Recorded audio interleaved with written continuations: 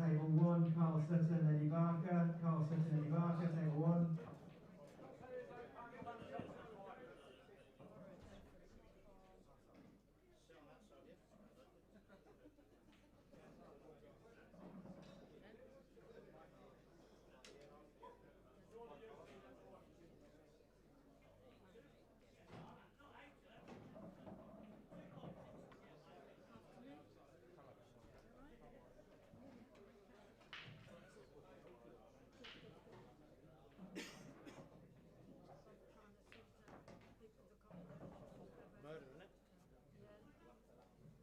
Next match on table 2 in the main event, Sean Chipperfield, John Egan.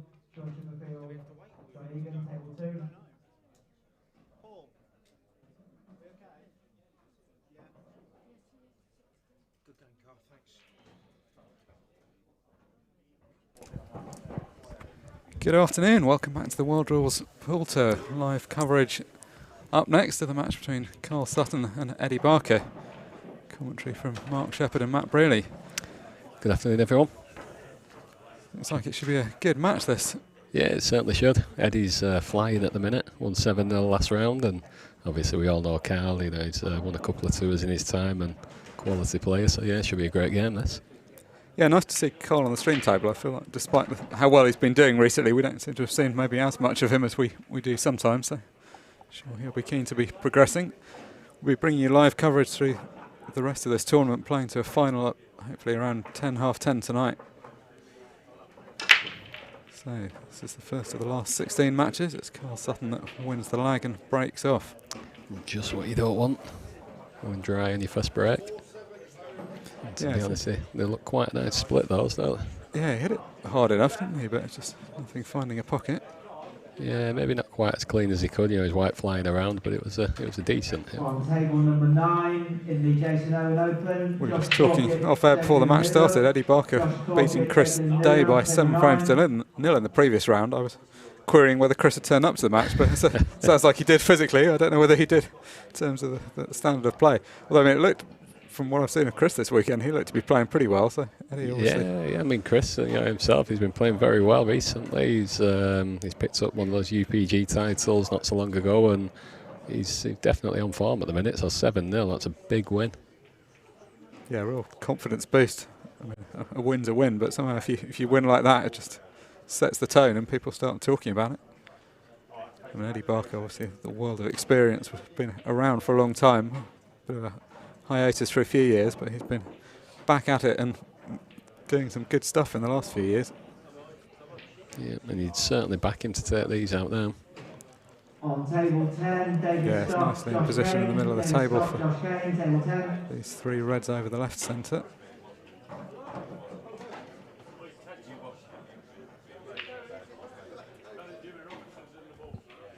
Trying to play a delicate shot there to stop the second red moving too far.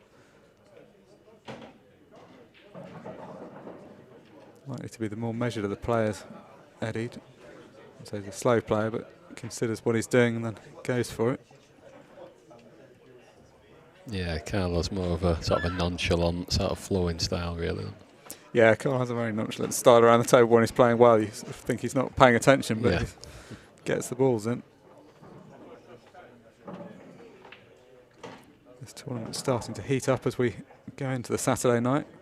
There's been a few rounds of the Jason Owen Open. That's what the last match was we saw on the stream table, but back to the action in this main event now. Next match is Jason Owen on table 7. It's always the way as well, as you go through into the Saturday evening, you get more people crowding around watching as people get knocked out of the other tournaments. Table 7. You can see 14 tables in play in this main room, and another 6 tables in 3 side rooms. It's a very different atmosphere. I don't know if you've played in any of the side rooms yet this weekend, Matt, but there's two tables in each of them, and it's much harder to come in and out. So spectators, you're either there for the whole match or you're not there at all. Yeah, that's it. It's very quiet as well in the other rooms. You don't get like the buzz what you get in this one, where everybody's just milling around and talking. No, I mean, in a way it's easier to sort of blend into a crowd. In a big room like this, you can talk quite loudly and you're never going to interrupt the players, whereas in those side rooms, if you say anything, everyone in the room can hear. Yeah, you'd hear a pin drop in Luke them. Gilbert, Simon Linus. Luke Gilbert, Simon Linus, table 18. So I think Karl, as he sits there, is largely resigned to this frame, having gone away from him. It's hard to imagine where the mistake would come from. Just needs to leave an angle on the ball nearest the baulk cushion to come down for the one in the centre of the table. Zach Leonard or Paul White in the room. Paul or Zach in the room. Always nice to win the first frame of the match, particularly against a top quality opposition like Karl. Just lay down and mark it. Doesn't look happy there, really. I think he will be happy enough, but maybe he's just got a little bit more angle than he wanted, but I think he'd be pretty happy with that. Yeah, he's got a game face on at the moment. Yeah. Oh, well, that's not a great shot. On table Unexpected 19, miss there. Martin I think, Woodard, yeah, that's slightly more angle because he wanted to go slightly to the left of the red as we were looking at it, so he could run it through and take the black into the top right, but he still should have been making that. You know, if he had to run it through maybe with a bit of top left, it was easy enough. Yeah, maybe one of those ones you're annoyed it's not where you thought it was, and that creeps over into the shot, because it It does, definitely didn't look like a pot he needed to make. So there's 6 pretty open balls for Karl, and then just the one above the left middle pocket. Yeah, it can be difficult on the stream to judge just how difficult they are into the middles at times, can't you know, like the angle. I mean, it's a reasonable amount off, but to take it now might be quite tricky, might be a bit risky. Yeah, I mean, he's sort of on it as well as I guess you'd Yeah. be on it to drop in the middle, but yeah, I'm not sure if he's going to be tempted by that. Yeah, I mean, when you look at it from that angle, that doesn't look like a pot you'd be wanting to take on. So you need to come back for that later on. Table 5, Sanjay Patel, AD Williams, table 6. It's a kind of bonus opportunity there for a frame that he wasn't really expecting to have a shot in, so a bit of freedom. Yeah, I mean, he's got a good chance now, but I'm not sure he's going to take it. He's just going to be snookering here. Yeah.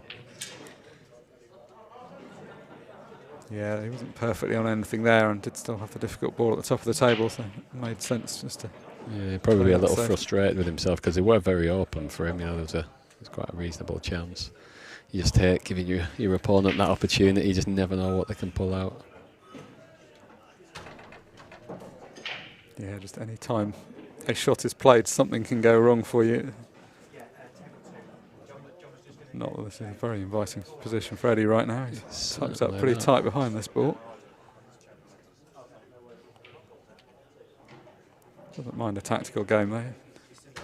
Won't have any trouble picking out the angles, but it's just one of those ones where it's not so much that it's hard to hit a red, but it's hard to hit a red in a way that you don't just leave Karl in amongst the yellows.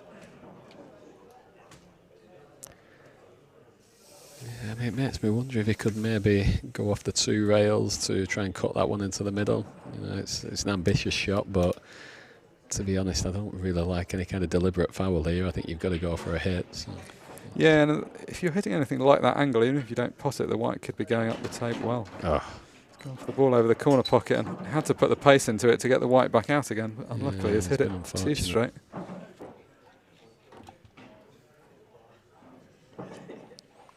Well, I think in a way that's exactly what he's played. You're probably aiming to sort of hit the middle, assuming you probably won't hit it dead straight and you'll come off one side or the other. Yeah. The only thing with hitting the one over the pocket was he was always going to struggle to land on the other red, you know, with some kind of pot on it. So, decision to play the snooker has paid off handsomely for Karl. He's coming back to the table with ball in hand on the 2 visits. So able to immediately move one of the more difficult balls. All the rest now sitting waiting for him.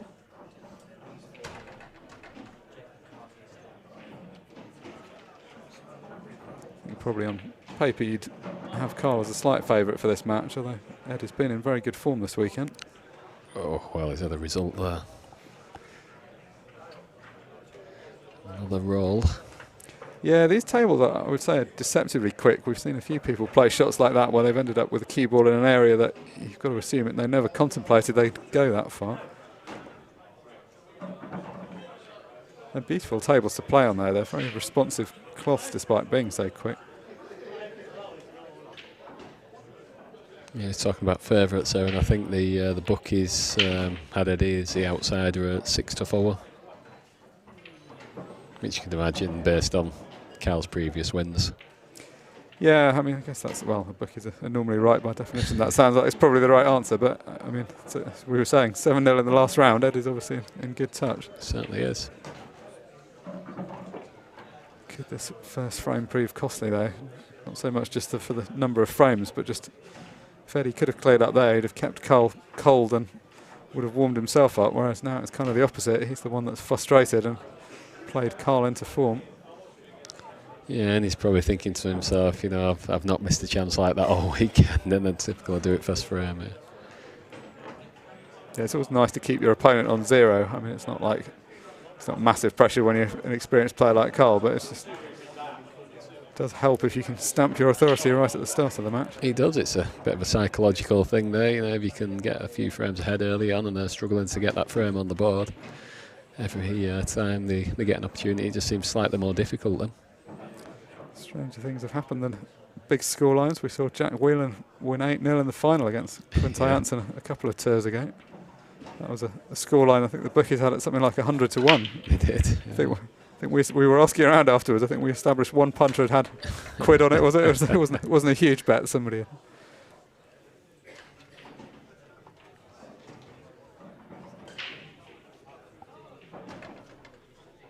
So Eddie's turn to return the favour with the dry break now.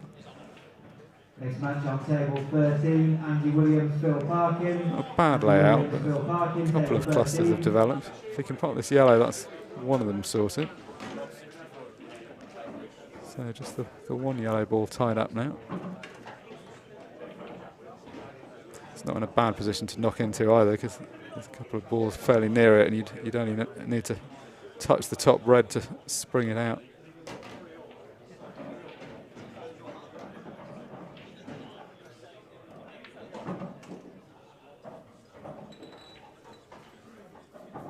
This is where your description of a moment ago of Karl looking quite nonchalant around the table. He'll for sure have a plan for how to spring that ball out, but often looks quite carefree when he's getting down to play a shot. Yeah, he's got a few options really for getting it out. I mean, he's kind of got the perfect angle now on the one over the bottom right to come round off two.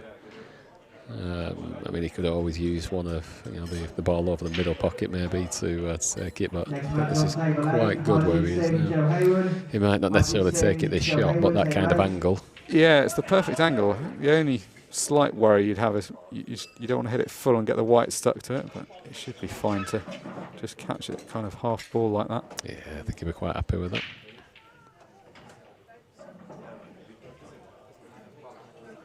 It's always desirable to open up the clusters where there's lots of balls left on the table, because you're more likely to leave a shot at something else, even if it did go slightly wrong.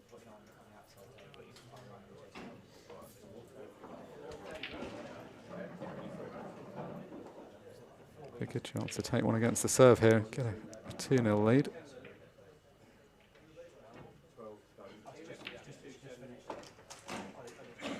Yeah, and that looks perfect. Yeah, I mean, these all link up beautifully now. You can play the 2 in the left-hand centre and then leave the 1 over the right-hand centre for easy position onto the black.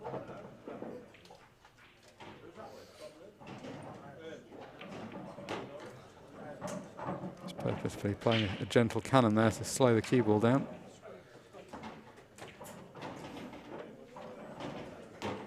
So Eddie was in first in the first frame and it looked like he could go 1-0 up. The equation facing him is he's now going to be 2-0 down.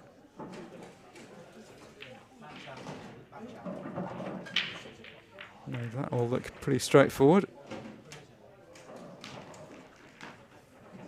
It's been a lot of pull the last few weekends. I guess you've been part of that. You must have had 3 weekends in a row at least of pool tournament. Yeah, I certainly have. Yeah, I've had a lot of them recently. Yeah, so we've had the tour going back a couple of weekends ago, and then the ultimate pool last weekend, and this one. So yeah, I've been out of the house a lot. Yes, I think all of us have left our families behind for a bit longer than we should have done recently. Yeah. It's been hard to fit them all in, given the season was only able to start in June this year. So Karl Sutton leading by 2 frames to 0, breaks off in frame 3. Well, neither player right now seems to have found the measure of the break. 3 breaks down and no balls potted yet. Yeah, quite surprising because they're breaking well, really. So you'd be fancying them to start getting the ball soon enough.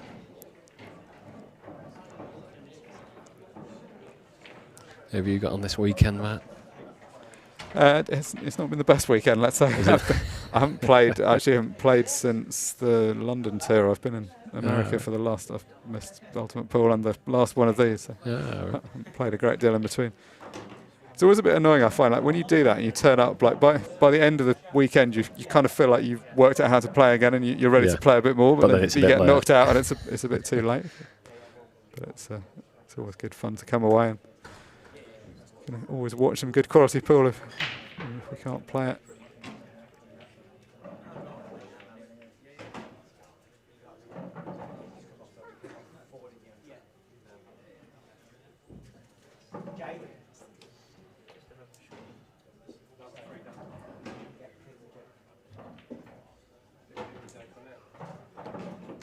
Always one of the more convenient venues, Daventry, for those of us coming from the south of the country. Been two trips up to Blackpool, which is a bit of a trek from where I come from. Yeah, it's quite an easy one for me, Blackpool, without mind that. Yeah, I mean, it's quite good as a venue. I do quite like it when I'm there, but it always seems a long drive up the motorway. Yeah. A long association with pool, though. We've held the World Championships there for 20 plus years, although that's about to change off to Ireland next year. It is, yeah. And he's having a good look around here. I think I'd look at taking that one to the top left, stunning across to the right hand side of the table, and then clipping that one into the middle to go into the yellow and black, because you're guaranteed to come through and leave yourself on the other middle. He's having a real good look that he's going to he's mess things up, and I think that'd be quite an easy way to take him out. Yeah, that's a delicate way he played that. Although we've seen he's played a couple of delicate shots already. He seems to favour rolling the ball in slowly on some shots like that. It was always okay as long as he held position for the one to the left centre, but it was quite easy to get the cue ball tied up. Next match on He's table kind of just 3. accepting that he's going to have the black down the rail as well. Yeah, I suppose the fact that there's a ball hanging over the middle, if you had to get position on that black, it would be harder. But given that you've just got to leave yourself somewhere near that yellow, and you're always going to be able to leave it straight. Yeah, as long as he can cue at this white now, he should be okay. If he can't, it's going to make it a little tricky. If he can't, just sort of like stun or screw into it a little, because you kind of got to get the right angle on this plant. Yeah, definitely. Yeah, he's going to have to plant it now instead. Because ideally, what he wanted to do was take the one to the top right, but because he can't bring the white back, it's just making it that bit tricky. The last 16 of the main event. On table 4, Jake McCartney, Phil Harrison. It should be okay now. He can put this one to the top left. It's just got to be careful he doesn't run into the red in a way that knocks the cue ball out of position. On table 12, Rob Warren, Clint Anderson. Rob Warren, Clint Anderson, table 12. Ooh, On table just 3, just Declan enough. Brennan, Matt Ward. Yeah, you can play that. You could either sort of commit to playing into it and play it a bit harder, or just try and do what he did and just hold it very gently. So in prime position now, can leave himself a straight black. These balls down the cushion, as long as you're straight behind them, are close to unmissable. But if you're playing them from an angle, are far more difficult shots.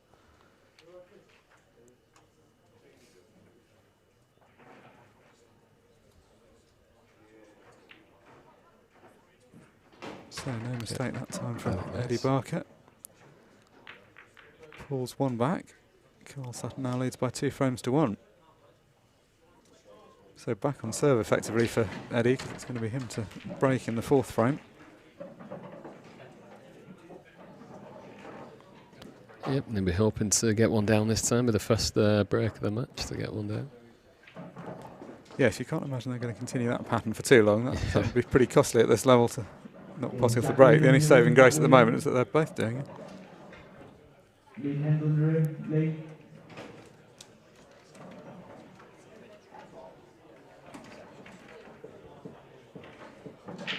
So let's see what Eddie's got here.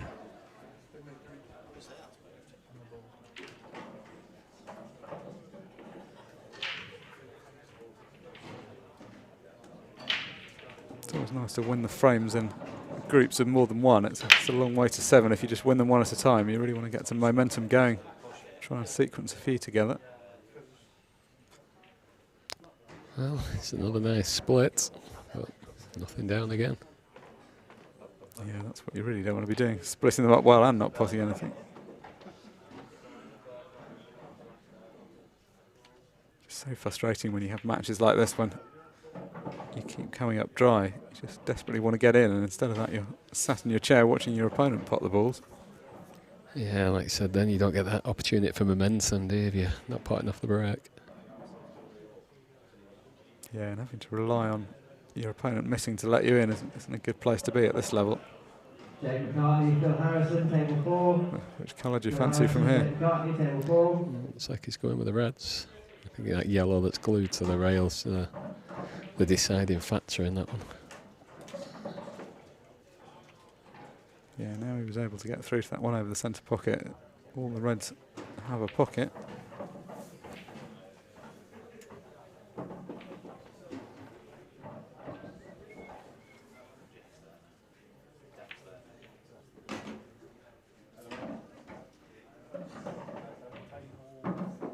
The two players, you'd say, Karl's a bit more relaxed the way he's playing. He sort of feels like he's finding it a bit easier. Although I think it's possibly just a question of style. That's it, yeah, that's just Karl's natural style. He always looks relaxed. That definitely helps, you know, there's nothing worse than having a bit of tension there. But also, if you're constantly putting yourself under pressure, it takes a lot of energy to win each match. Yeah. A pretty long day by the time you get through to the final, so you want to try and make it as easy as possible for yourself. So whoever goes through to the final, they're going to basically be on the table most of the evening from now on. They're going to play 3 more matches tonight after this one. This is the round of 16, so quarters, semi and final to follow. I'll have a look at some of the other results actually and see how Aaron's getting on. Got a little back going on him.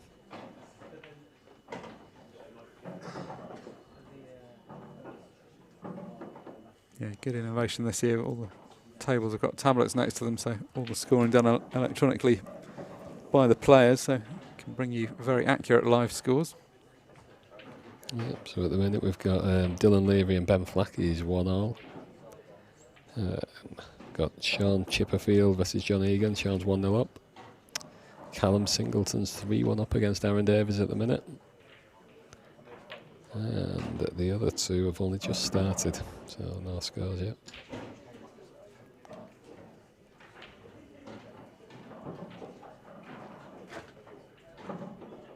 So you've got a bet on Aaron against Karl, have you? Got a bet on against Aaron outright. Yeah, because he's going to win one at some point. You know, there's no doubt about that. And oh, wow, that's a very surprising error from Karl. The one and only ball that he could snooker himself on, and he's found it. Yeah, I mean, that's a position where you're thinking if you sort of run into that ball, you're going to be on a choice of the other two. It's almost a guide, but anything bar absolutely touching it like that. That was so annoying, isn't it? If somebody had said you're going to get snookered after playing this shot, you'd have thought they were joking, wasn't it? Yeah. There looked no way you could end up in this position. Yeah, Aaron doesn't look like he's made a mistake yet this weekend. The way he's playing, he's been fantastic. So he's definitely careful of pulling that one back.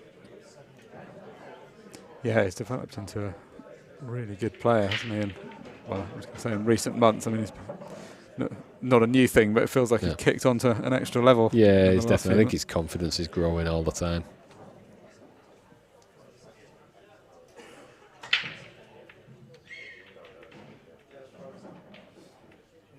He's my doubles partner for Monday, so you know I've got to cheer him on. Nice. Have you played yet, or have you got that coming up? Yeah, that's this Monday. That's nice. Yeah. Well, you've picked well. Both of you have picked a good partner. Let's say. Hopefully. Said he's just laid that one up, and you'd certainly be fancying him from here. Sure, would have liked to have got that one, but you know, getting it over the pocket's good enough.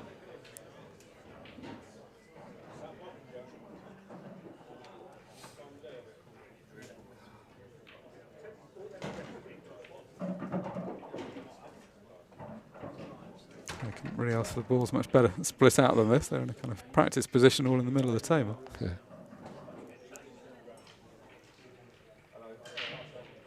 Do you know who else you've got in your group for Monday evening? Yeah, it's a tricky little group, to be honest. We've got Ollie Bale and Russell Burgess, Dave McNamara and Gareth Higgins, and Martin McIntosh and Darren Matthew. Well, don't want to put you off, but that is a tricky group. It's a tricky group, yeah, definitely. You make a case for all four of those. Yeah, exactly. Yeah, I think a 6 red shootout's definitely looking likely for whoever gets through. You've been practising that? We've had a couple of little goals at it, yeah, and not too, we've not actually timed them. We've just done them, just to sort of see, get used to how you go about it and what have you. Yeah, not too bad, to be honest. But, it can all fall apart when you get on TV, so we'll see. We've seen some remarkable 6 red shootouts. The man playing in this match, Karl Sutton and Sean Chipperfield, had a lightning quick one in a Scottish doubles format. Oh, right, yeah, they did. In fact, I saw that. I think they pulled out a couple of doubles and what have you, and they played it well. But to be fair, it definitely suit their styles, really, especially Chippy. Yeah, I mean, the whole timed format is kind of made for Chippy, isn't it? Yeah, definitely. If anything, it's giving him more time to think about shots, whereas for everyone else, it's less. Yeah. Oh, he's not going to do what Karl's done, is he? He might just get away with that. A half roll, just and he would have done the keeping a straight face, no footage. He's played it like that was exactly where he wanted it. Yeah, pinpoint. Yeah, I mean that would have been every bit as unlikely and every bit as annoying as what Karl did. Yeah. So, fortunately for him, he's still in perfect position. It's ideal having this one over the bottom right because it means it's always going to be possible to get nicely onto the black.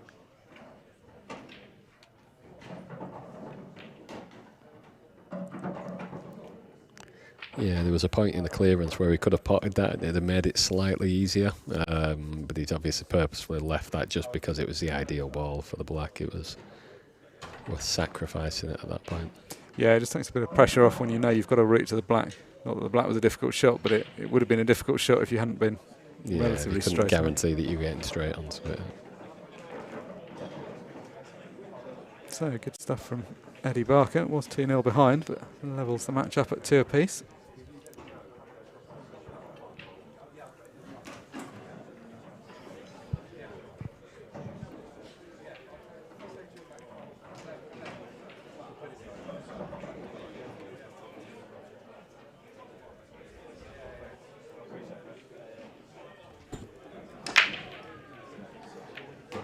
The match you were talking about, we could just see in the background there, Callum Singleton against Aaron Davies. Yeah. Mind you, I guess without wanting to remind you of this, Callum Singleton knocked you out, so I guess you want to see him do well as well in this one. Well, yeah, it's, normally if somebody beats me, I want to see him win it. Yeah, exactly. But not this time, because he's playing Aaron. Then when you get home, how did it go? Well, yeah, lost to the eventual winner. So, yeah. Yeah, I had a good match last night and he ended up taking me out in a decider.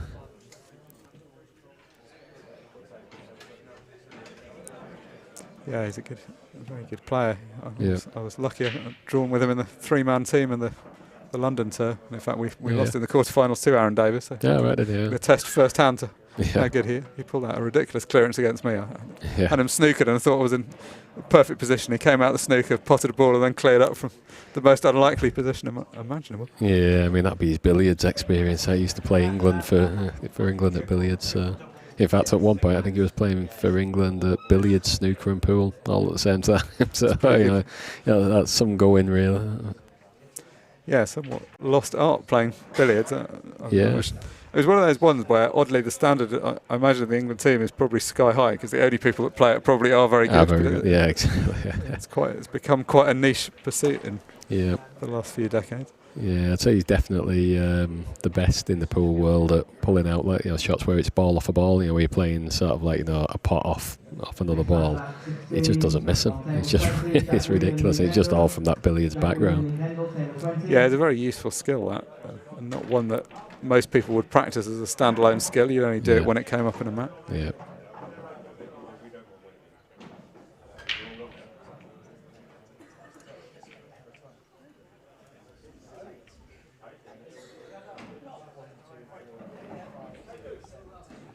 So a pretty good opportunity here for Karl. Could this be the first clearance from the break that we've seen in this match?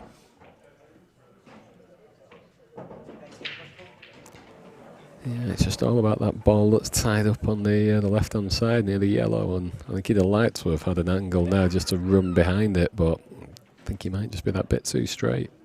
Yeah, if the cue ball was just a few inches further to the left, that would be ideal, but it does look pretty straight, doesn't it? Next match on table 18, Lee Washbrook, Paul Keeping. Lee Washbrook, Paul Keeping, table 18. Quite a few balls up at the top of the table, so he has got some other options, but would have been preferable to have got it out the way early on.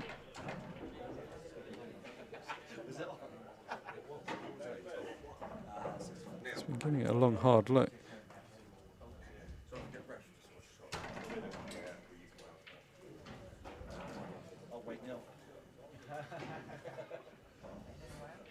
So is he going to try and get into it from here? Oh, well, that's an exceptionally bad shot from Karl's point of view. I mean, to be honest, I can't see what he was thinking there, because clearly it was a straight plant into the middle, which is what he's ended up getting, and the speed that he played it at, he could have only played to break it out, so he was always going to plant that ball in the middle. It's a very strange shot, especially when it went into the right-hand middle, so I don't know why he's not played on that, to be honest. Yes, if you're going to cannon it, it felt like you're going to have to come off the cushion behind it, not just play into the front ball. Yeah, I mean, I know he did catch the pot exceptionally thin, you know, he's missed the plant that he's gone for, but he was never looking to come round off two. He was always doing it off one there, so very strange, that one. And the fact that he's not only missed the pot but given the two away is going to prove costly here, because even, I mean, maybe Eddie would have cleared up with one shot, but he's got the luxury of, for that one that's on the baulk line, having the extra visit in hand if he needs it. Yeah.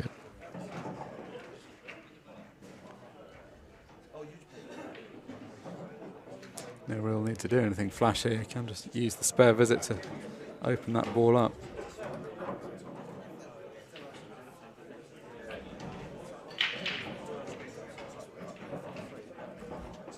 I think he's underhit that one a little bit. He's just left himself a little bit tricky than he'd liked. Yeah, he's played this No, percentage shot. If he hadn't have had the second visit, he actually had an okay angle to bump into it, but there was absolutely no value in doing that. Yeah, it wouldn't have been worth the risk, would it? He's left himself hampered here, but luckily from his point of view, he doesn't need to do too much with the cue ball.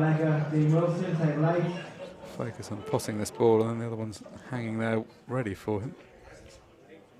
Oh dear. It's a very poor shot from Eddie's. Not going to be happy with that. Yeah, and unexpected as well, because he's normally got a pretty delicate touch, and we've seen already him roll a few balls very slowly in this match. I think that was one of those ones when you're queuing over, you don't want to be too tentative. You know if you play it very slowly, you can flick some side on and you can miss it. So I think you're just trying to sort of cue it properly, but just... It all comes back really to when he had three left on, and he's just under-hit it by, you know, oh dear, by probably about 6 inches or so. And he's just inevitably ended up leaving the white awkward, and just it all seems to compound, and when as soon as you run out of position, you're just sort of chasing it that little bit more. And particularly annoying when it's the easy one where you've run out of position, because the one where he didn't get it quite right was he could have put the ball pretty much anywhere on the table from that. Yeah, it was just a drop in, and yeah, like you say, you had a large margin there. I don't think either player's going to want to see the highlights reel for the last 5 minutes of play, but it looks like it could be Karl Sutton barring an extraordinary miss.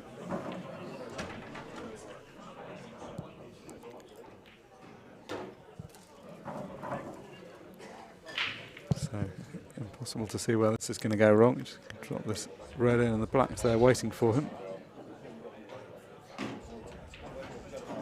So both players have had chances in this fifth frame, but it's Karl Sutton that now goes ahead by 3 frames to 2. Eddie just taking a little break there. We'll take a break from commentary too. We'll be back when Eddie returns to the arena.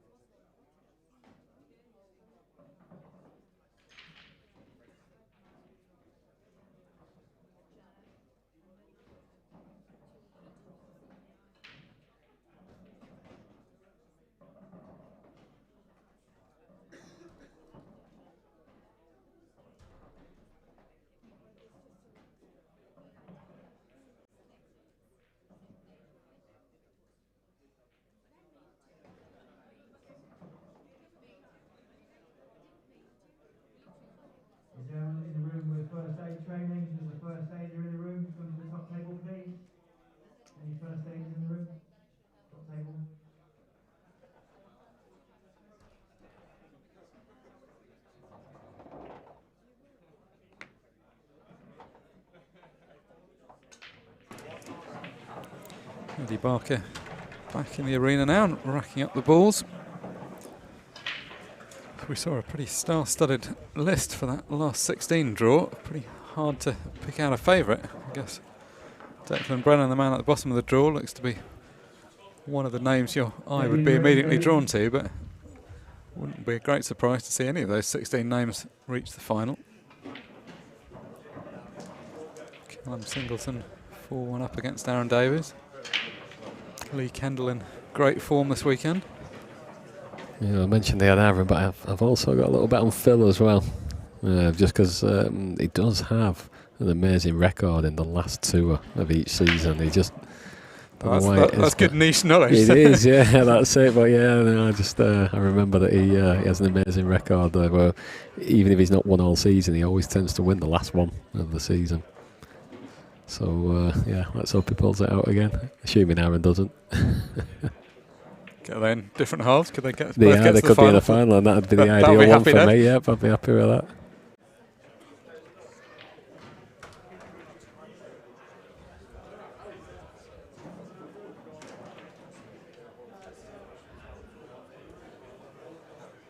Yeah, the events have been coming thick and fast for the last few weeks, but a bit of a hiatus now.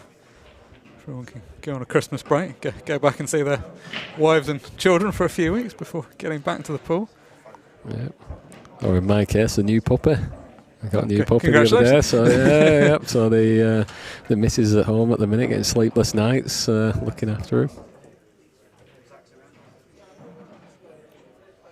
How old? 10 week.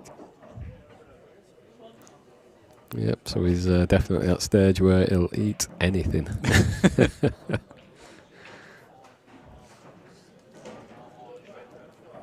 I don't have a puppy, but my daughter's not long passed through the stage of eating everything. Well, yeah. We've thankfully got to the far side of that and limited it to food now. A little bit easier with children. You kind of just, like sort of put them somewhere they tend to stay there when they're at that kind of age where they do that. Whereas with puppies, it's just like all over. Yeah, that's true. Or watch them like a hawk. Keep it out of reach of kids in a way you can't with dog. Yeah.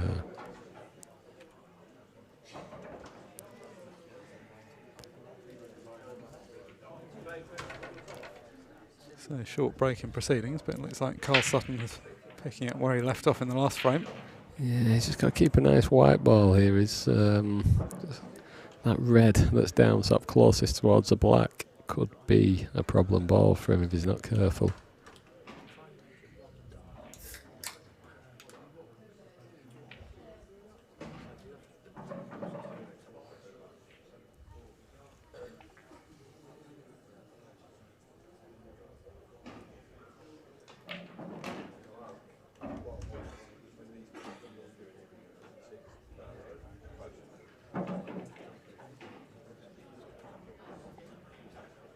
So all about getting good position onto the last red to get position back for the black.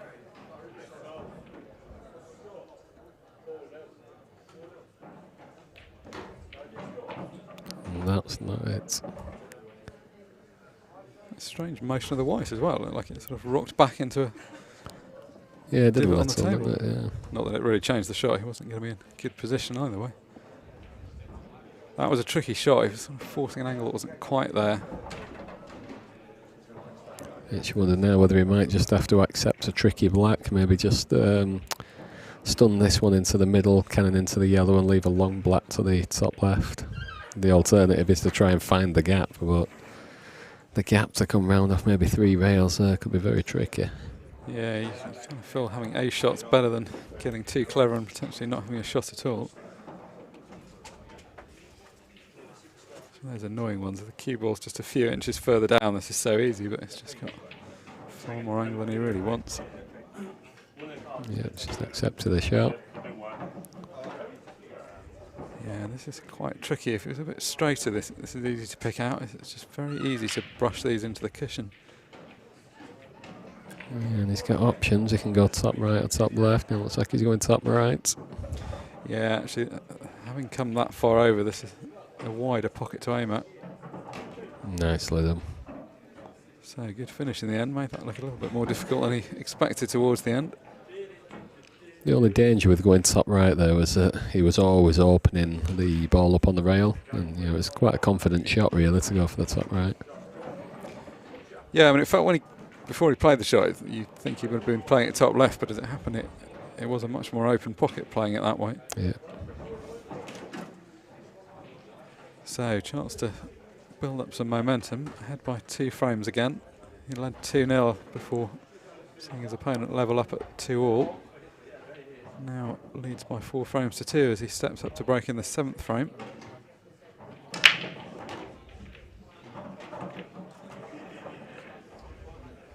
He'll be relieved to see that he's got the measure of the break. There's early dry breaks from both players, but Yeah, I'd be a little disappointed that that yellow didn't drop in over the corner, because if it did, he'd be taking reds. But with that staying up, he'll definitely go yellows now. yeah, the reds, as you say, would have been preferable because of those 2 yellows that are together top right as we currently look at it, but obviously no choice given the position of the ball over the pocket. So all about this shot you'd fancy if he can safely negotiate this plant. Next match on table 13, Dave McNamara, Neil Davey. Dave McNamara, Neil Davey, table 13. Well, gave it every chance playing it that way, but it was always a bit thick. He's in a great position now. Not something you often see, Eddie taking off his glasses to get a closer look at the shot. Yeah.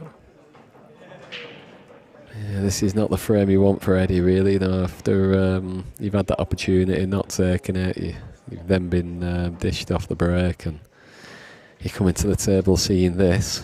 It's not ideal. On table 15, Brett Wild, Mike Beckett. Brett Wild, Mike Beckett, table 15.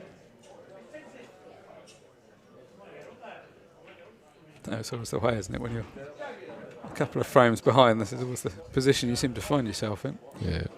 I mean, for me, the only thing you can do here is try and cut the red that's on the bottom right of the table over towards that yellow over the pocket, and just make it awkward for Karl. There's not a great deal else on for him, really. No, I mean, you suspect this isn't going to do more than delay things, but that's all he can really do at the moment. Well, he hasn't achieved what he wanted. He was trying to get that red between the 2 yellows. Yeah, he didn't really catch that thin enough.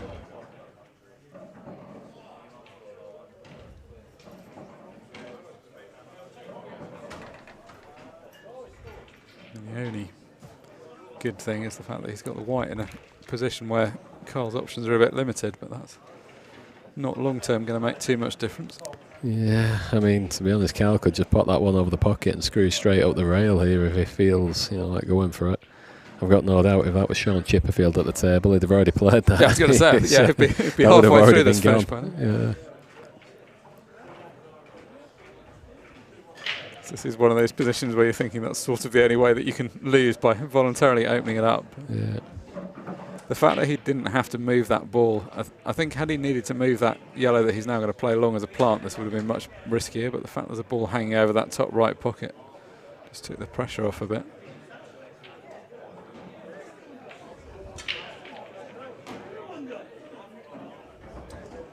So deliberately playing that, there were 2 ways you could have played that really. You could either try and leave the yellow near the pocket, but deliberately played it thin, and knowing that the yellow was coming well away, decided just not to risk getting it tied up at all, just get it out into open play again. Yeah, it's not overly keen, to be honest, on the way that he's gone about it. Yeah, you could argue it's a good shot, that playing it up the table as a plant, but I think just screwing it off the rail, you could never have not been on the ball. You was opening that ball up, you was bringing it off the rail, and you had 3 open yellows to go out, one of them over the pocket. It just seemed a much easier way to get on it. He's left himself with a bit to do to link up these last 2 balls.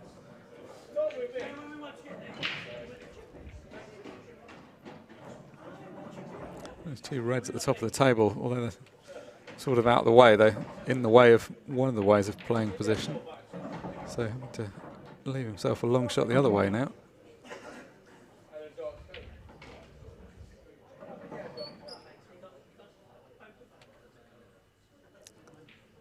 finished up reasonably well at least, because he can play this long with natural position on the black. He wasn't sure there, was he? He paused a little bit watching that one. It was a good shot.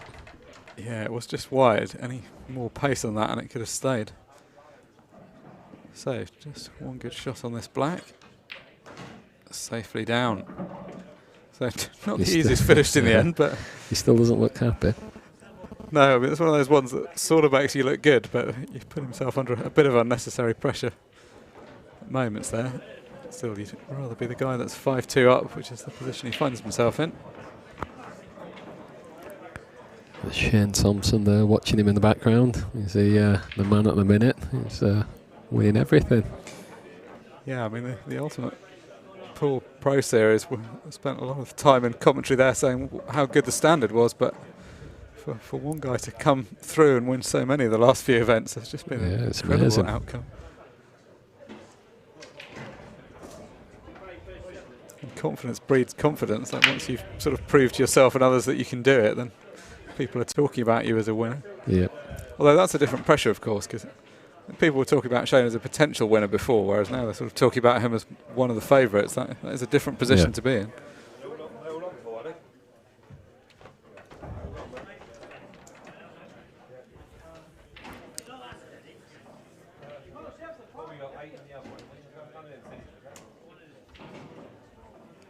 It's another dry break from Eddie, and you can see this match slipping away from him a little bit if Karl was to take these out.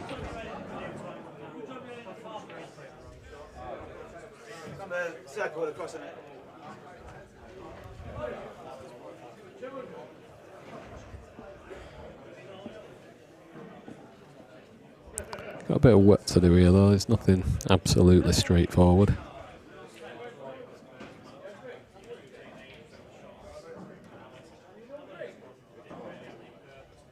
It's been a bit of an annoying match so far for Eddie. He's had a couple of chances, sort of had enough chances to have something to kick himself for, but not enough to have got properly into the match.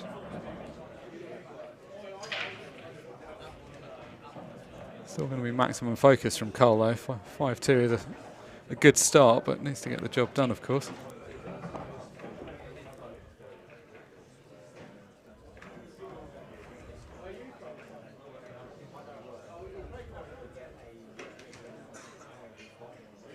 See from the shake of the head, he keeps going down, looking at this shot and deciding it's not quite the angle he wants it to be at.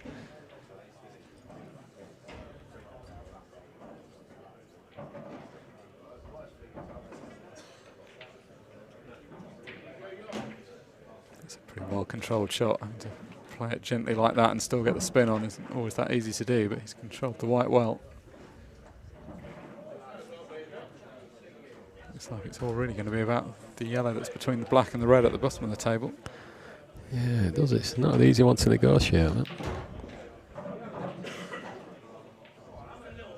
It's a nice shot there because by potting this one, it clears a pocket for the yellow at the bottom right. It's still going to have to be a good shot to get down onto it, but at least it goes somewhere then. Yeah, this is one of these ones you've kind of got to do in instalments. Like this was a phase that he needed to get out of the way, opening the pocket up, and now he's going to have to come back for it. Oh, well, he didn't mean to catch that jar. He's still got options. He's been a little lucky there.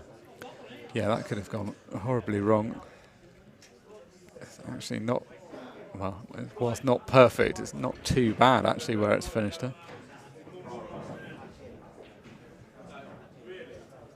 Although this wasn't really a clearance where he wanted to lose the cue ball, because he's going to need a very precise positional shot to get on the yellow that's furthest down the bottom of the table. It's a little bit under there. He wanted to just hit that a little harder. Yeah, ideally he'd have taken these two that the cue ball's nearest at the moment and then come down for the one between the black and the red last, I think.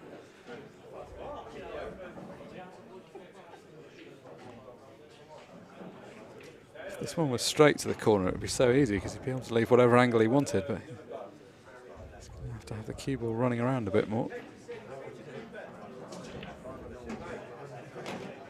So he played with a lot of side to try and check the cue ball up. No, great shot to be honest. I'm quite surprised that he took that one into the corner. I thought he was going to change his mind at one point and take the one into the middle and screw back just a little bit further back than where his white was already, and then he could have stunned down onto this ball. I was surprised he was taking that because he was always having to play it with a lot of check side, and it was quite a narrow margin there, you know, for where we needed to get to. Yeah, your way, he was leaving a bigger margin for error, and it was a sort of natural shot to drift down the side. So now he's going to have to reroute again. No way of dropping behind that ball, so I had to play this side of it. So he's now in the position that, from what could have been a fast, more straightforward finish, he's going to have to pull out a good double if he wants to complete this.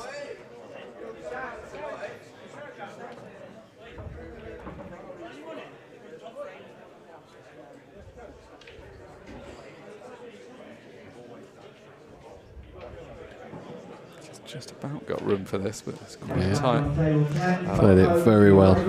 Yeah, that's a really good shot. I have to play it at that pace as well, make it any the easier. So yes, again, a finish that was made to look a little bit more difficult than it needed to, but what a good finish it was in the end. Yeah, he just keeps on pulling out that big shot when he needs to. He's kind of making him a little trickier than he needs to, but then he's got what it takes at the end of it to take the clearance out. Yeah, and I mean, if you're watching on, he looks a really good player because he keeps taking out these difficult finishes. I don't think he's trying to make it quite like this, but he's potting them, which is all that matters. Somehow he goes for these adventurous finishes, and they always look quite measured. Like you see other people go for a finish like that where you've got to smash a double in at the end, and it looks a bit wild. Yeah. He always looks in pretty good control of it. Well, Just avoided the in off there. Yeah, he wasn't in good control of that cue ball, was he? So, last chance saloon for Eddie Barker. Got to win 5 of the remaining 5 frames, i.e. all of them, if he wants to go through to the quarterfinals. And again, it's not the easiest table that it's coming through and seeing. I mean, there is a clearance serve on yellows, but they're not absolutely straightforward. No, when you're this far behind, you just want something a little bit easier to get yourself into the match. Just wonder if maybe you could pot the one that's on what would effectively be the blue spot and just come up the table off the bottom rail and back in behind those 2 to take them across to the top right. But wow, looking at reds. I'm surprised at that, looking at that little cluster there. Yes, like you, that wouldn't have been my first choice, but I was fancy going into him off that ball over the middle. Yeah, I mean, it is, they all go apart from the cluster, so I guess just one shot could open that all up, and then suddenly it's an easy finish. But he's got all his eggs in the basket of opening those 3 up. I don't think that's what he wanted either. No, it doesn't look the best. Maybe if he really forced it, he might just about be able to make it. Looks like he's lining up the other ball over the middle, so I'll pot this one over the middle and use the other one to break into them. That'd be quite tricky really because of that yellow that's on the side rail. Yeah, he's going to have to take the rail below that with side. It's a pretty good angle, I think, for this shot. Yeah, it looks tight for avoiding it.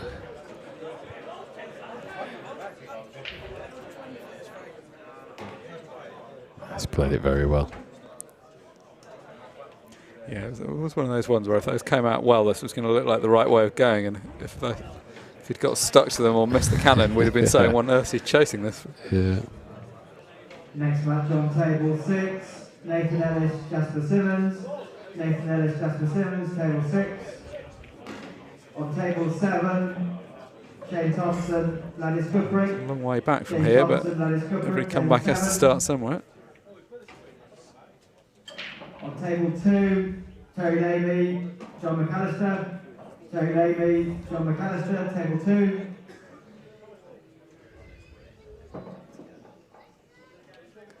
His opponent looking on intently, knowing that one mistake could allow him back to the table for the frame he needs to win this match.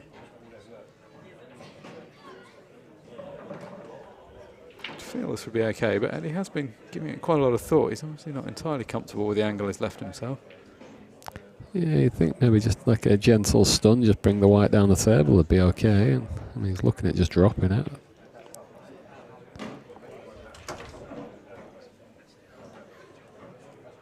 Yeah, in the end that seemed comfortable enough.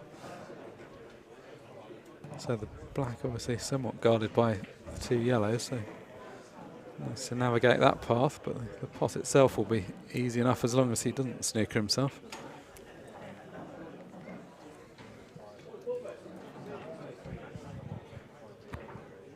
Couldn't really begrudge Eddie this frame, so 7-2 would have been quite a harsh scoreline based on what we've seen, although Karl has unquestionably been the more comfortable of the 2 players so far.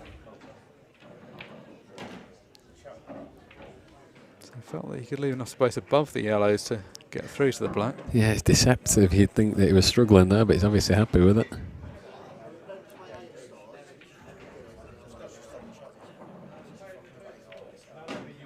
Nicely done. So good finish. Only 3 frames behind now. Karl Sutton leads by 6 frames to 3. Really needs a ball off his break now.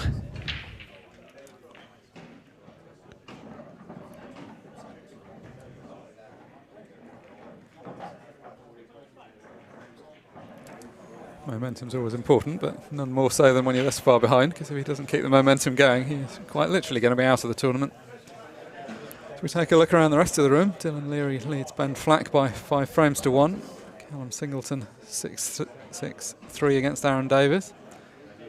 And at the table at the minute as well.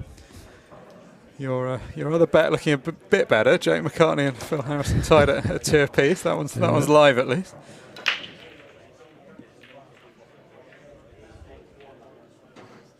Oh, perhaps Aaron will prove his class, go for a big comeback at the end. Next match on table 5. Well, he's got back to the table, so there's a chance. Alex Lewis, Zach Shepherd, table 5. Is that another dry break from Eddie there? He's just not happened for him with the break today. Yeah, that was never a good moment for it, but it's a pretty bad moment when you're already 6-3 down.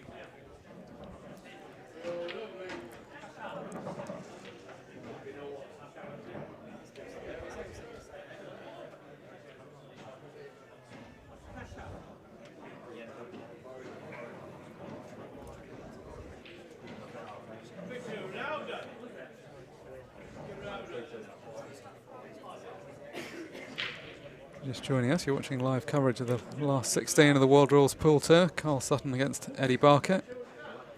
Mark Shepherd and Matt Brearley providing the commentary for this one. A good long think about this one, Karl. He's not convinced which way to go. No, we've seen that a few times at the beginning of frames when he's taken quite a lot of time to make his mind up. I think he's going for these, or do you think he's maybe just dropping it over the pocket? It's be extremely ambitious if he was going for it, but you just never know with Karl. He might think that he can put that one in along the back rail off the yellow, open everything up and go game. You never know. Yeah, I think if he had a better angle on this one, well, I guess you've got to think he is going for it then, because if he was bailing out, he'd have been better doing it. That's what he's going for. If he's not got enough, yeah, he's just trying to get up to the top of the table there. He could send that red in off the yellow, and it would have been a good shout there. Yeah, I mean, far be it from us to tell him how to play. That did slightly look like he was pushing the boat out, maybe, but you can't really blame him. 6-3 up. You want to get the job done. So, kind of lifeline for Eddie. I mean, you wouldn't ordinarily say the Reds were in a great position, but obviously the fact that he's got a cue ball in hand makes it a little bit easier, because he can potentially get behind at least one of the two that are tied up. Except for Eddie's yellows. Yeah, that one. Yep. That's a good reading. That's what happens when you don't pay attention. He'll be taking this one. He's bouncing that yellow out, I'd imagine.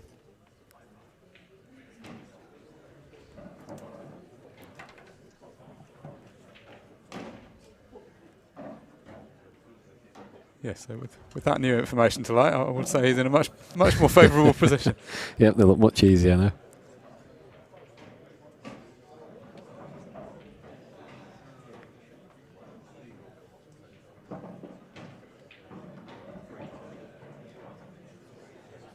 So the match time just over an hour now for these 9 frames. It's been a reasonably lively pace of play.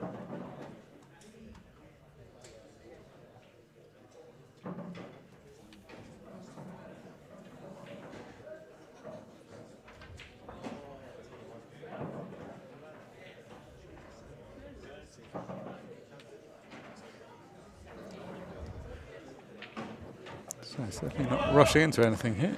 Yeah, they're both taking the time a little bit, aren't they, to just really map things out. Yeah, Karl's been taking his time at the beginning of frames, but then sort of speeding up a bit once the opportunity presents. Yeah. Eddie's been generally a bit steadier in pace around the table. Although You'd think here that you just cut that one into the top left, come down the table, deal with those three, and then take the one down the rail and leave the one that's in the middle of the table till last. But Eddie sees it differently. yeah, he's obviously worried he's going to lose the cue ball doing that, so opting to come down the table first instead.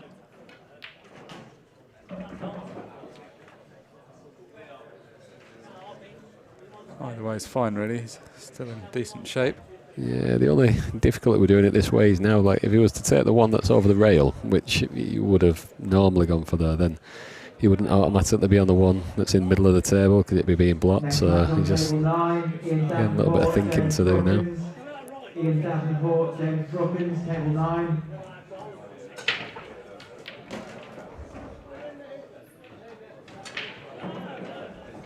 He's played it nice. Yeah, he's played a good shot there. You end up having to play a much more complicated shot.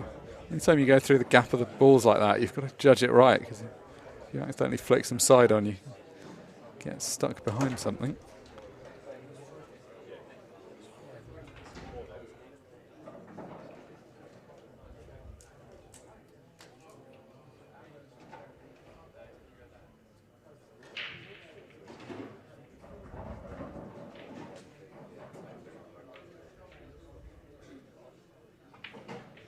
So electing to use the second visit there just to set that ball up.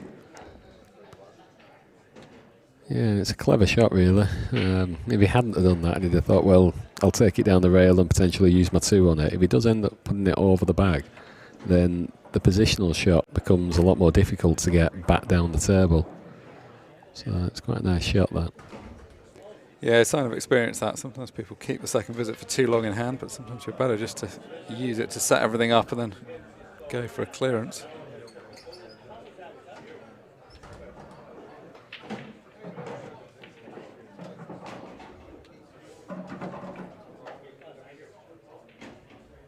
So deliberately leaving a par 3 to the ball over the left-hand pocket so he didn't have to play it as a plant. Much easier this way. You can now just drop this last yellow in and naturally get position on the black.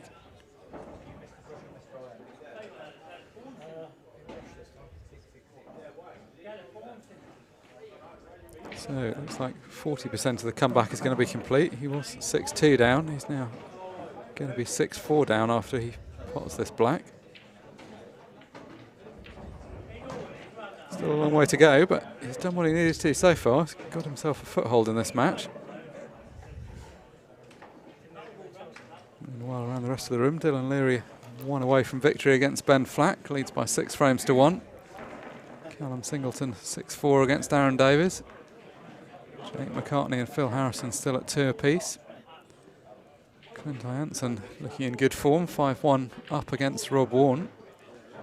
And perhaps a slight surprise there, the match below, Lee Kendall 3-0 up against Jack Whelan, who was very much the man of the moment in the second event of the season in London when he won back-to-back titles. Lee Kendall looks to be in pretty good touch himself this weekend. Meanwhile, back on this table, Karl Sutton breaks off in frame 11, leading by 6 frames to 4. Nervous moment as the cue ball is almost kicked in, but actually still no balls potted, so it was going to be turning over the table either way. That's just what Eddie needed. Yeah, I don't think he'll mind the fact that he's going to need to take on the yellows here. They look to be reasonably well situated for him.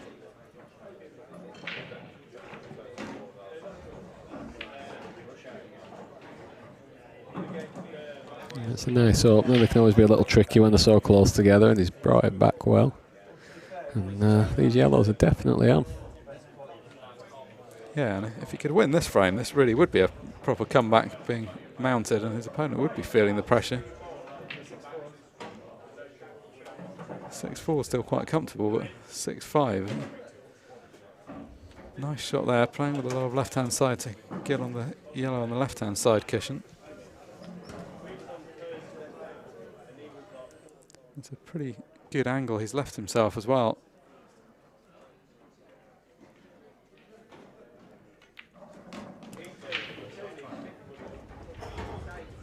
Looking a bit more confident as well now. Got taken out 2 good clearances in the last 2 visits to the table. Yeah, it makes a big difference just getting your hand on the table for a couple of frames. Karl kept him off it for 2 or 3 frames and it gets quite tough then. Yeah, there's something quite nice about staging a comeback as well. In a way, there's not so much pressure on you. You're the one doing the chasing. It's horrible by contrast. Even though you'd think 6-4 would be quite a nice scoreline, it's really hard to get out of your mind the fact that it was 6-2 and you could have had the match won by now. So Karl's plenty experienced enough to have been in this position before. He knows he's still going to have at least one chance off his own break.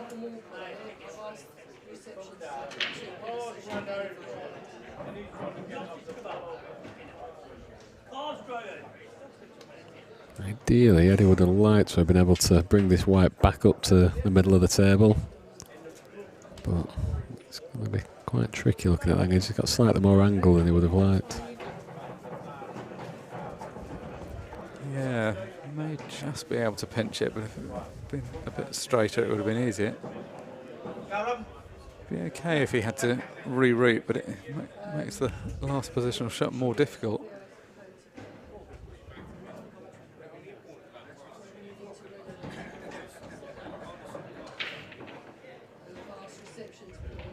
Desperately wants to get this done in this visit.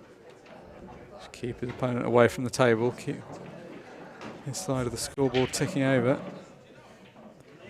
Just one good shot now.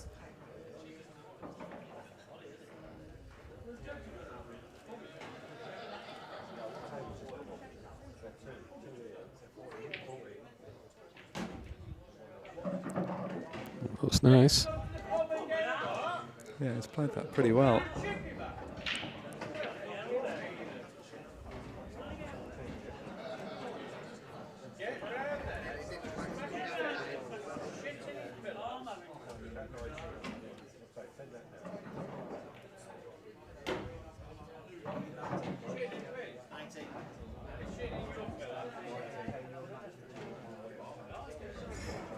So good stuff from Eddie Barker. At 6-2 down, he wasn't really playing that big a part in the match. Done a ton wrong, but it's definitely all going the way of his opponent at that point.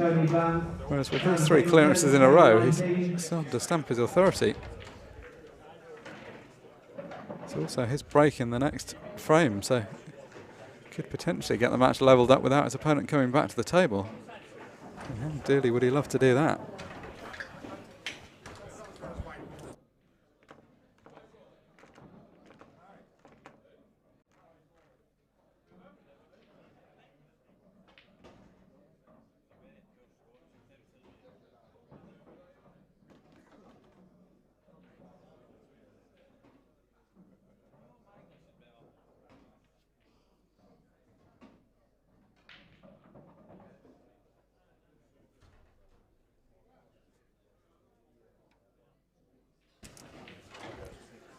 So the man on the comeback steps up to break in frame 12, trailing by 6 frames to 5. And he pulls out his best break of the match by far. Yeah, that's a pretty nice split. Next match on table 17. Looks like his first shot's going to be the red into the middle and open the black up. Table 17. Yeah, I mean, this would be a grandstand finish. We didn't really see coming at 6-2, but if he could clear these up, we will be going to a deciding frame. That's a nice shot, just a little touch on that yellow to open the black up.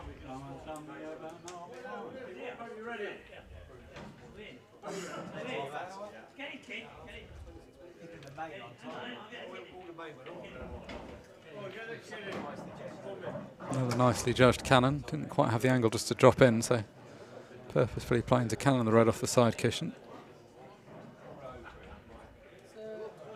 Well, he looks like a different player now, doesn't he, from the one we saw a few frames ago.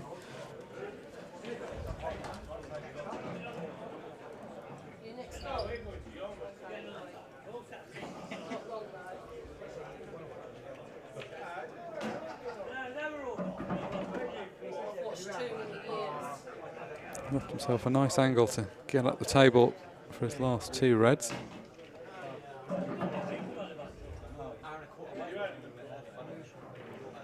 That's perhaps a little longer than he needed to, but he's a good potter. Comes from a snooker background years back, so won't have any problem, you wouldn't imagine, with this shot. Just wants to pot this medium length red and screw the cue ball back a little way.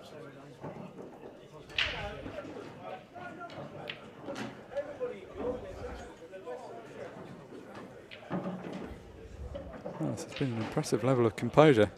Very different match from his last one. That one he won 7-0. This one, if he does win, it's going to be 7-6, and he'll have done it the hard way. Something that seemed highly unlikely a moment ago. We have ourselves a deciding frame. Yeah, it's been superb from Eddie, from 6-2 down. He's been faultless. Don't really know how Karl Sutton's playing. We haven't seen much of him for a few frames. Yeah, he's only had one chance, hasn't he, to close out the match, and it wasn't an easy chance by any means. No, it's funny how it turns. That you have that kind of chance at 6-2, 6-3. You're thinking, oh well, it's fine. I'll get another one if I don't take this one. But as it is, he's stepping up to break at 6-all, and what could very well be his last chance. Really need to ball off this break.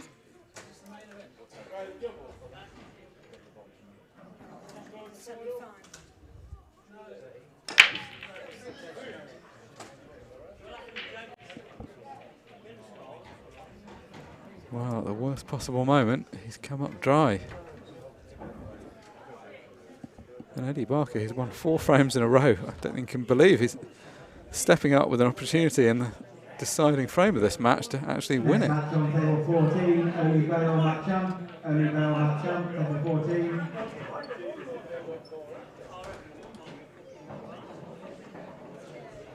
It's a tricky little finish for Eddie, but the yellows are definitely doable. Not easy by any means.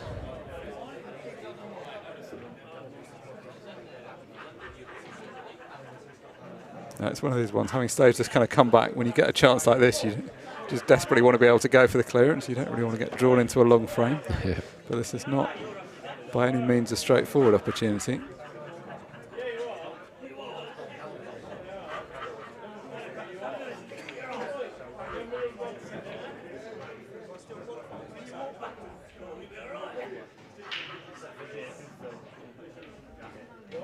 Since it's not really much to think about, for this has to be the first shot really, so all he can do is go for this long yellow.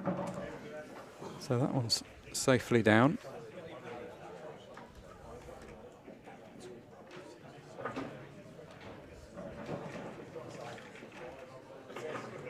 All about what he does with these 2 yellows that he's pointing his cue out now. So plant is his choice. This could really open things up. I think that's turned out pretty well. I think that yellow goes between the black and the yellow into the left centre. And this is starting to look quite a good opportunity now. A moment ago it looked like maybe there were just too many problems for this to be a one-visit clearance, but right now all the balls do have a pocket.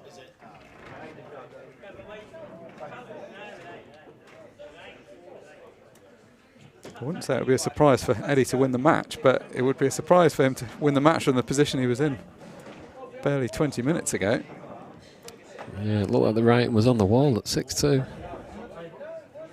If he does go on to lose this, Karl Sutton's going to be a little bit bemused as to exactly what happened, because one stage he looked to be all over his opponent. Neil Toms, Scott Yardley, Neil Toms, table 13. That's a pretty good shot. Wants to get on this potentially difficult yellow down the right-hand side cushion. He's done so in a way that he can follow through for the one along the bottom cushion next, which will remove the 2 more difficult balls. Yeah, I think we just like slightly more angle on it would have been nicer, just to make it a little bit easier.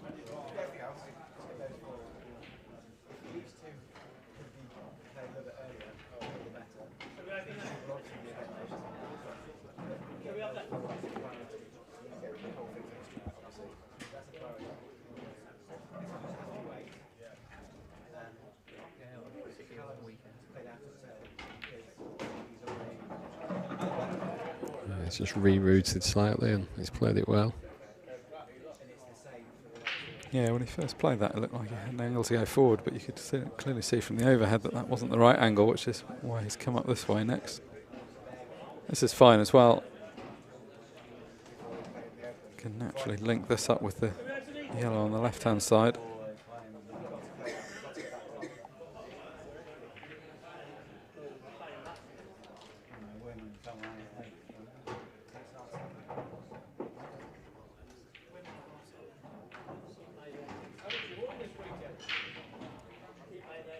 Funny old game at times. One player can look like they're in dominant form and then suddenly they're frozen away from the table without doing a great deal wrong. They just sat in their chair for 20 minutes.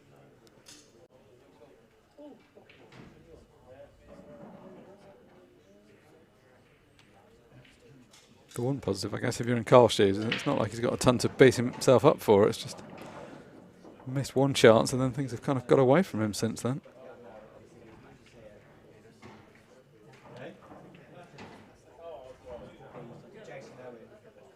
Got an okay but not perfect angle, I guess you'd say here. He can't get quite as close to this last ball as he wants to. That's it. He's going to have a nice angle to come up the table, but as you say, he's not going to be quite as close as he probably would have liked. He could, you know, flick a lot of left-hand side to try and take it down, but then you're taking a gamble that you're going to miss the pot.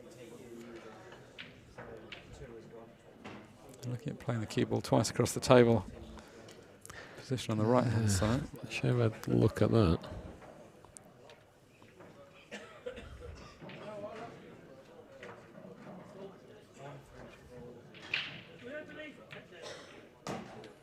He's just accepted that he's going to have a big angle on it. Yeah, I think that was wiser because this way he's just got to focus on potting the ball. Although it's a tough pot given that this is effectively for the match. The cue ball is going to be naturally coming up. Not quite guaranteed position on the black, but not too far off. It's all about this shot.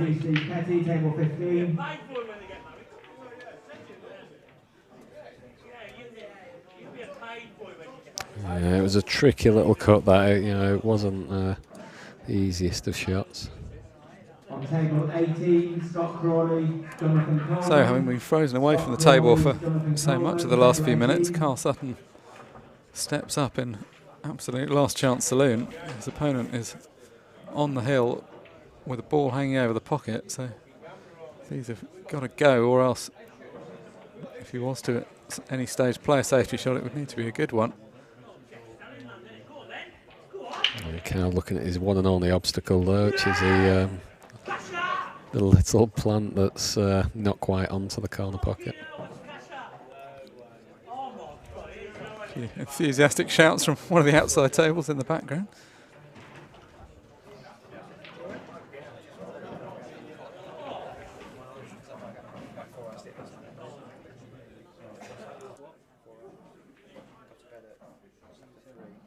So, route planned.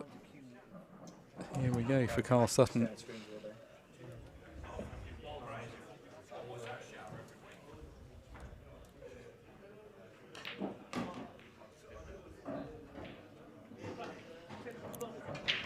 That is not good.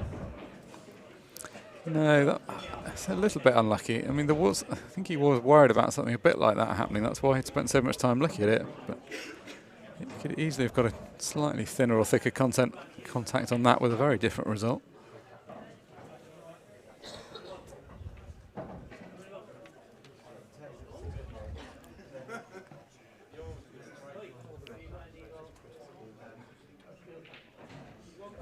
Hearing word that the next match on after this will be Greg Batten against Christy Caulfield.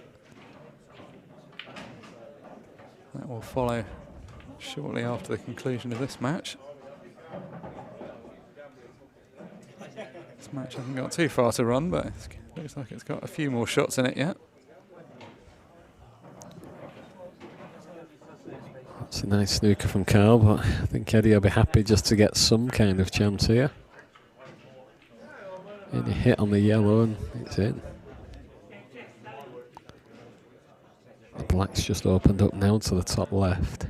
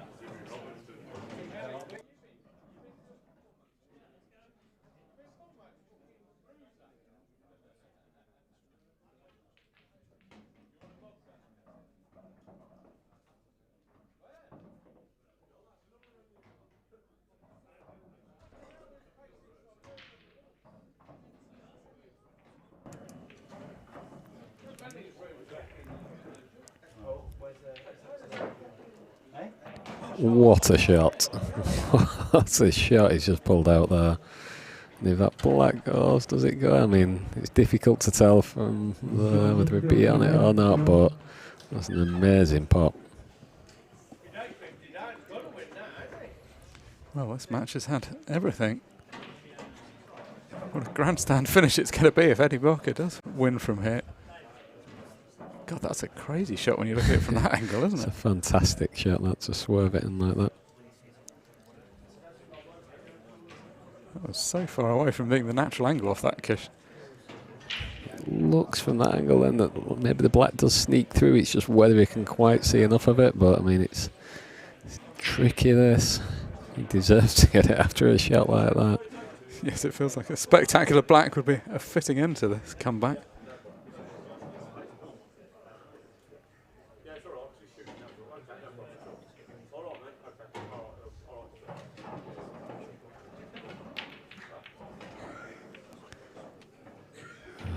Just clipped the red on the way through.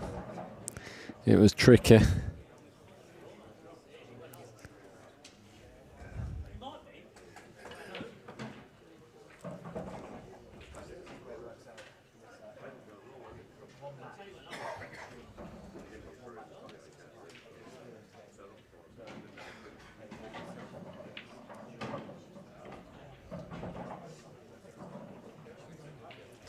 We'll be continuing with live coverage throughout the evening of the quarter-final, semi-final and final.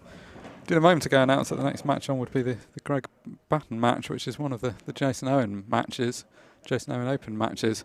We're just double-checking that because that's going to slightly interfere with our schedule for the main event. But either way, we will be providing pretty much back-to-back coverage throughout the evening once this enthralling last 16 matches complete. To bring you up to date with some of the results from elsewhere in the room. Dylan Leary won 7-2 against Ben Flack. Sean Chipperfield won 7-3 against John Egan. Clint Jansen 7-3 against Rob Warren. And the other completed match was Callum Singleton 7-4 against Aaron Davies. So that's 4 of the last 16 matches done. The other 4, including this one, still in progress. Right now, the pendulum looks to have swung back towards Karl Sutton. Yeah, he doesn't look overly comfortable there, Sutton. He's just been shaking his arms off and moving his shoulders. If he's maybe just feeling it a little because of the comeback that Eddie's put on. Yeah, I mean, I think relief will be his primary emotion if he clears these balls up. It would not have been a good match to lose from 6-2 up.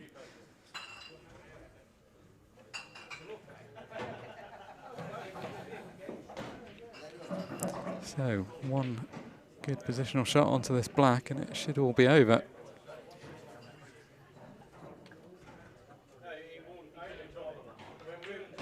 Well, Eddie Barker's really played his part in this match. 6-2 down, we haven't seen a lot of him, but 4 great clearances to get it to 6-all and then almost a spectacular finish in this deciding frame. Great shot to pot his last yellow out of the snooker, but ultimately the black just went begging. Great shot in the end from Karl Sutton. Wow, what a match. That wasn't how we were expecting that to be at 6-2. Yeah, 6-2. I mean, Eddie looked dead and buried really, but he's done fantastic to bring it back and so unlucky in the end. You know, he's pulled out a fantastic shot there, but the black did look very tricky. I think it only went to half a bag and unlucky Eddie. Well done, Karl.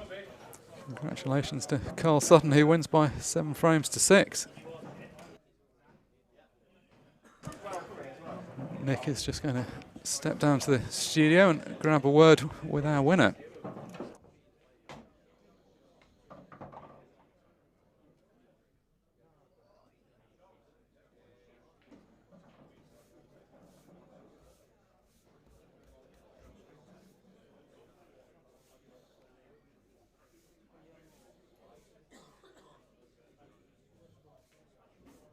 Next match on table 2, quarter-final of the main event. Dylan Leary, Sean Chipperfield.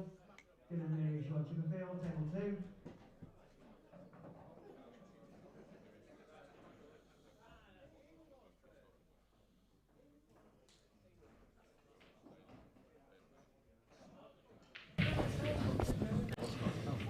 Karl, 6-2 up and absolutely cruising, and then he comes flying back at you.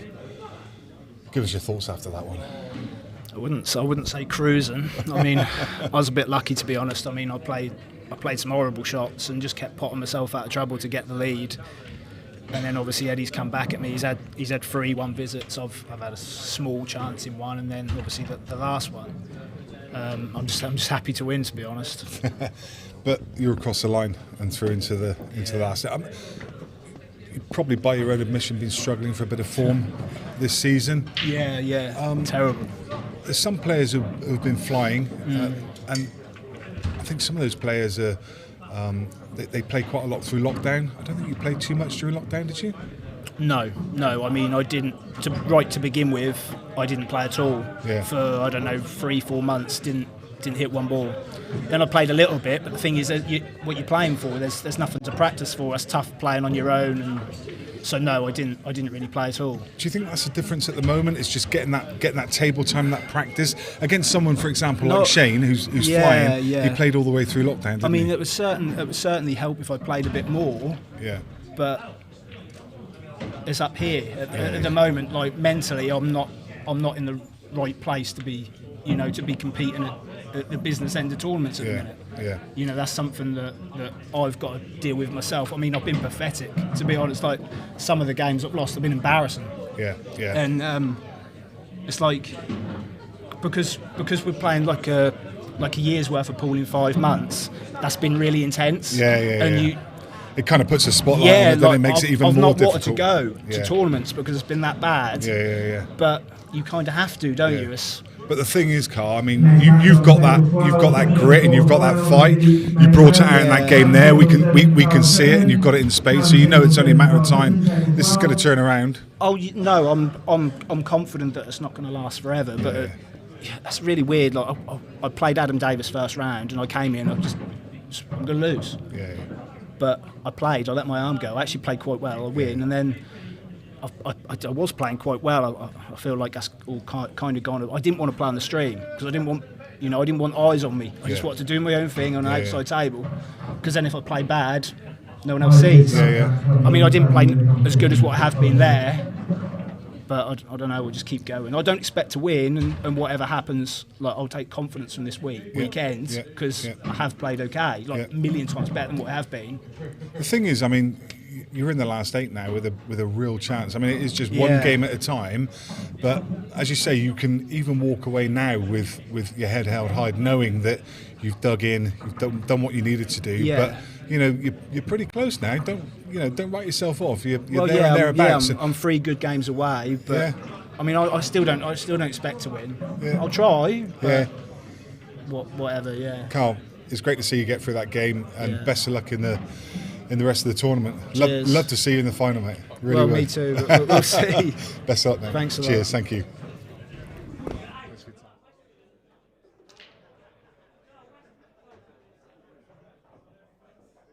Next match on table 1, Christy Caulfield, Great Baton. Christy Caulfield, Great Baton, table 1.